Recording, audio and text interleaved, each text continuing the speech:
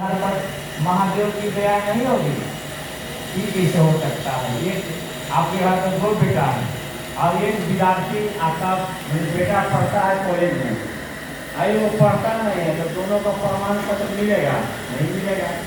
तो यहाँ तो अपना अपना गांठ सवारी बांधो, यहाँ नहीं पैंट जो उधारो। रीना दीदी बोल के कही है कि यहाँ नहीं पैंट जो उधारो।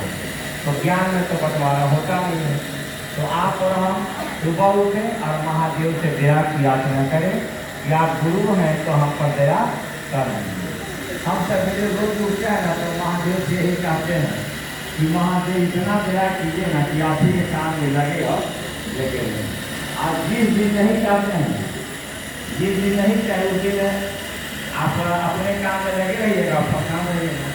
तो महादेव के काम में अगर लगे रहिएगा तो आपका अपने काम हो जाता है।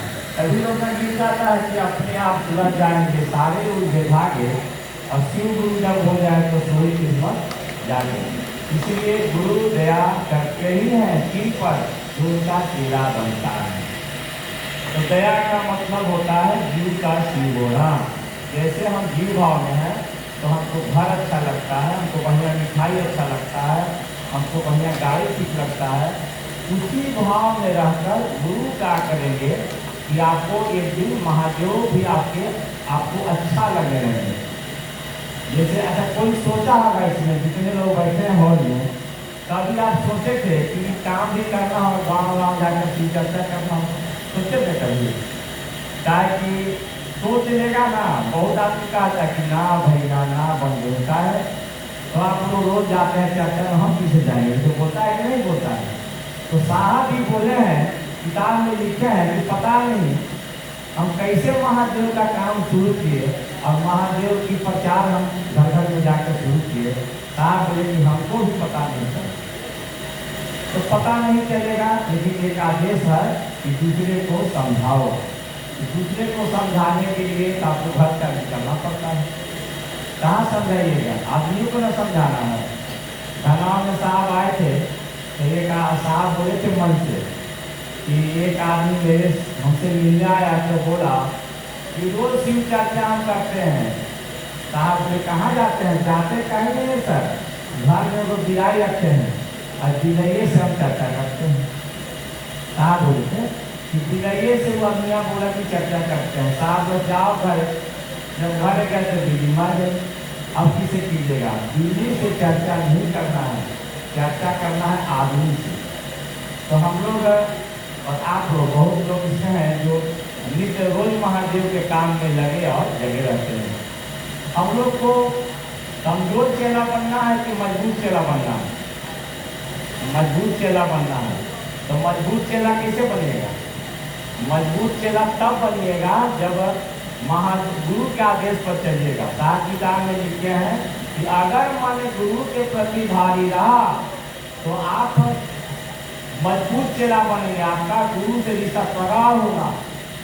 अगर आपको महादेव नहीं अच्छे लगते हैं, घर परिवार अच्छा लगता है, तो साहब लिखे हैं कि वह चेला हल्का होगा और उस पर दया निष्प्रभावी होगी, कोई दया का उसका प्रभाव नहीं पड़ेगा। तो हम लोग महादेव का चेला है, दूसरे को समझाएंगे। समझाने कारण जो होगा देखा जाएगा। क्या होना है यहाँ? कुछ नहीं होता है। सब कोई जाता है, पैसा कमाता है वो भी जाता है, नहीं कमाता है वो भी जाता है। चाहे वो हरियर बाँस सबको लगता है। तो हरियर बाँस चाहे बिहारी नहीं सब है,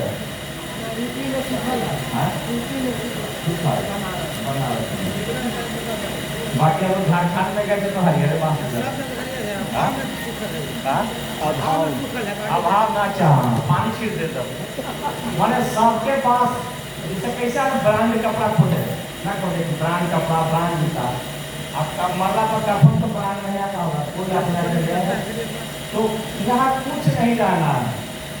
एक आदमी हमसे पूछा कि शिव यात्रा करने से फायदा, तो हम पूछे खाने से फायदा बताइए। आपको खाना खाने से फायदा बताइए। तो बोला कि स्वस्थ रहेंगे हम, ऐसा नहीं।